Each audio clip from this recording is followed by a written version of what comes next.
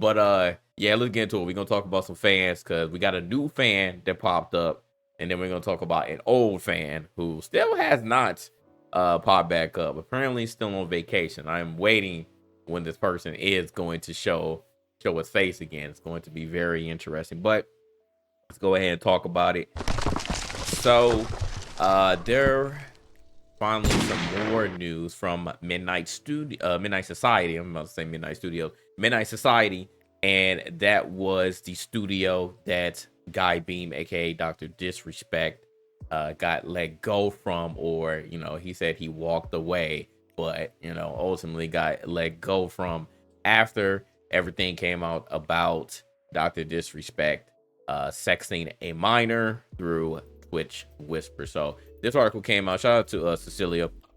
Been doing some really good journalistic work at Bloomberg. We don't pay for Bloomberg, so we getting it for the free because I want to read it. Because I want to read it, and we ain't paying for Bloomberg. I'm sorry, we ain't paying for Bloomberg. We ain't paying for none of that stuff, man. I just want to read the article. Just let me read, damn it. So anyways, let's go ahead and read this. It's not too much. It's not really any juicy stuff.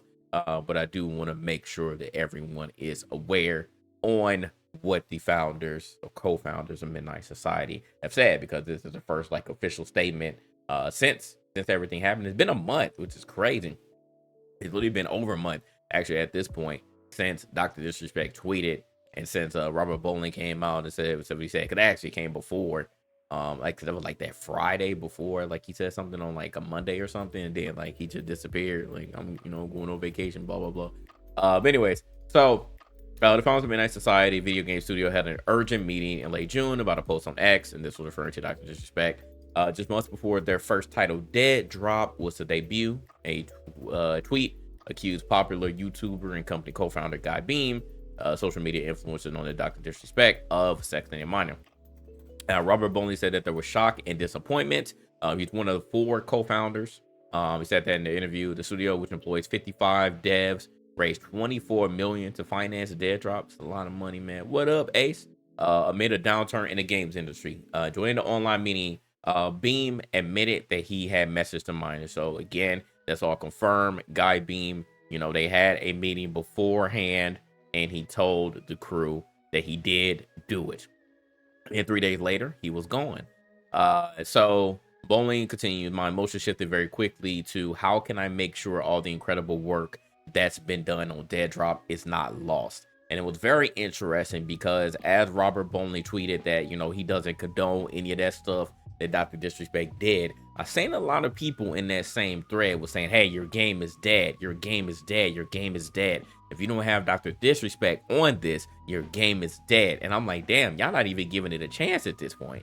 Y'all not even giving it a chance. And y'all are literally saying because Dr. Disrespect has been let go from the studio, now that he's no longer a part of it, that the game is dead. We haven't even really seen anything. I'm still waiting to see what this game is going to look like, and just give it a chance. I don't operate that way.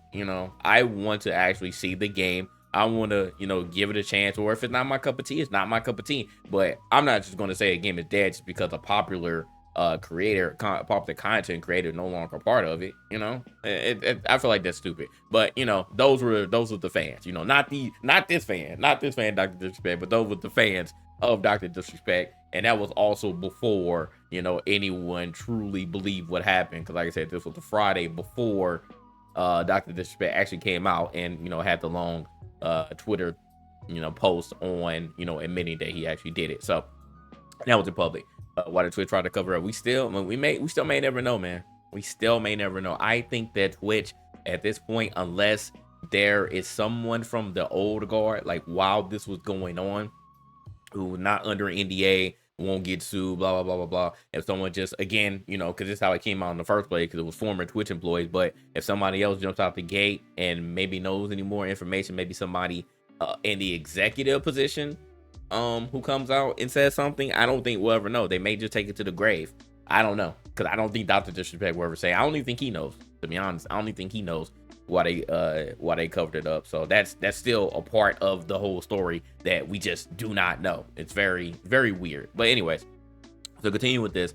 So in the first interview since the controversy, Bowling and co-founder Quinn Del Hoyo, an alumnus of Microsoft Corp's Halo studio and Epic Games, said Dead Drop, a free-to-play title, is on schedule for release in the fourth quarter of 2024. So remember that, y'all. Fourth quarter of 2024 is when Dead Drop is supposed to release. They also discussed the risks that come with relying on popular online personas for personalities for promotion. The game riffs on a genre popularized by the shooter title Escape from Tarkov. Now, this is why I'm just kind of like, meh, because I don't like those type of extraction type of shooters, you know, those realistic ones. I'm not the biggest fan of that. So this title may not be for me, but I'm still going to see what it looks like, you know, whatever we actually see more stuff. But if you're into that, then you may like Dead Drop. So in which players collect loot and gun down enemies to survive. Unlike other such games, Dead Drop has a vertical playing field, not horizontal. So that sounds, you know, interesting, nice little twist to it. Del Hoyo and Bowling were thrilled to design theirs without top-down mandates or the slow bureaucracy of a bigger game company.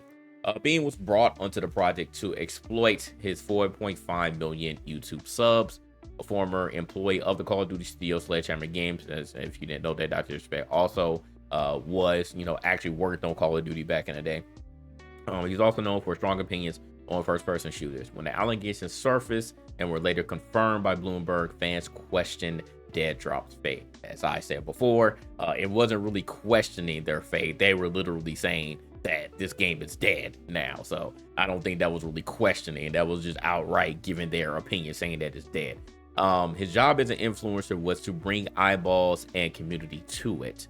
So this is very interesting what Bowling said. You know, even though Dr. Disrespect obviously has some insight on how first-person shooters are made, Bowling is saying here, you know, and he quotes that his job as an influencer was to bring eyeballs and community to it. So I wonder what was truly Dr. Disrespect's role at Midnight Society. Was it literally just to be an influencer and say, hey, this game is coming out, I'm a part of it, I'm going to be working on it, but not really, you know, maybe just giving some consulting, a little bit of input here or there, but mainly just bringing eyes to it, promoting it, you know, basically, and then playing the game when it comes out or before it comes out, showcasing it, if you will. So I wonder, was that just what his role was regulated to, or did he have more input and more say so on this particular video game? So that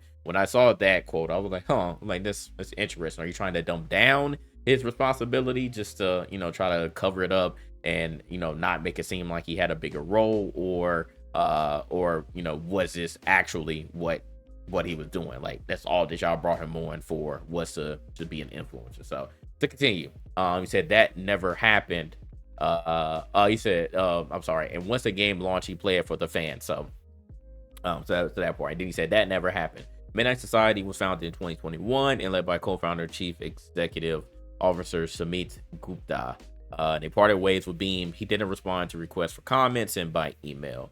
We knew it was the right decision after talking everything over with all four of us, Del Hoyo said.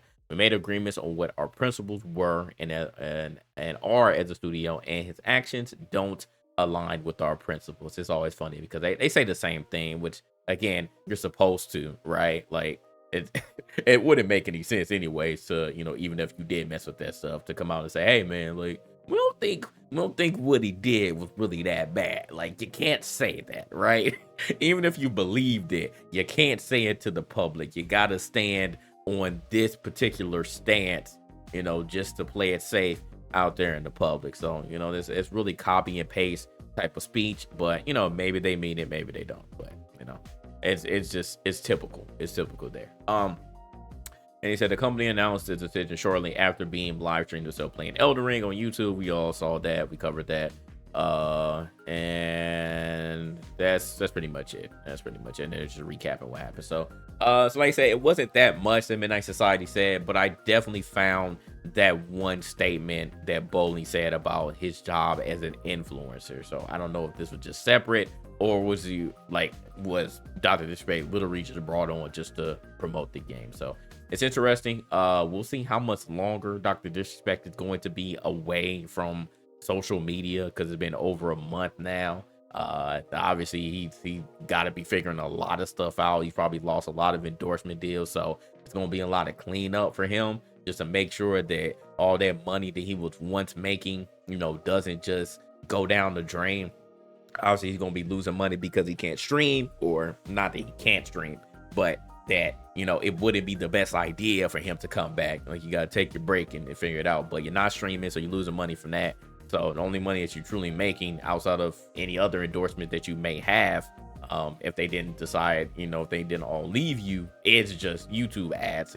People still looking at your videos there. But I don't really see why people would, unless they're trying to, just do some super sleuthing and dig for some more information, that we all may have missed. Who knows? But anyways, so that's that.